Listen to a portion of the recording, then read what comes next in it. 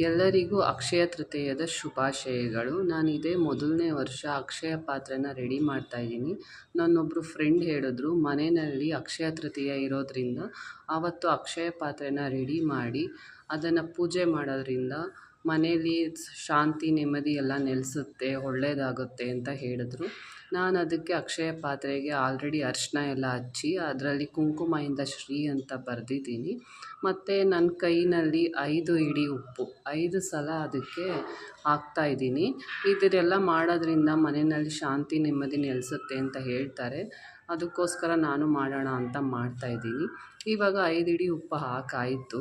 ಇದಕ್ಕೆ ಅರಿಶಿನ ಮತ್ತು ಕುಂಕುಮ ಮತ್ತು ₹1 ಕಾಯಿನ್, ₹1 ಅಥವಾ ಯಾವ್ದಾದ್ರು ಒಂದು ₹2 ಕಾಯಿನ್ನ ಇಡಬೇಕು. ಅದಾದಮೇಲೆ ಹೂವನ್ನ ಇಡಬೇಕು. ನನಗಿದಕ್ಕೆ ಲಿಡ್ಡು ಬರುತ್ತೆ, ಕ್ಯಾಪು, ಅದು ನನಗೆ ಸಿಕ್ಕಿಲ್ಲ ಅರ್ಜೆಂಟಾಗಿ. ಇವಾಗ ನಾನು ಅದನ್ನು ದೇವ್ರ ಹತ್ರ ಇಟ್ಟು ಪೂಜೆನೂ ಕೂಡ ಮಾಡಿದ್ದೀನಿ.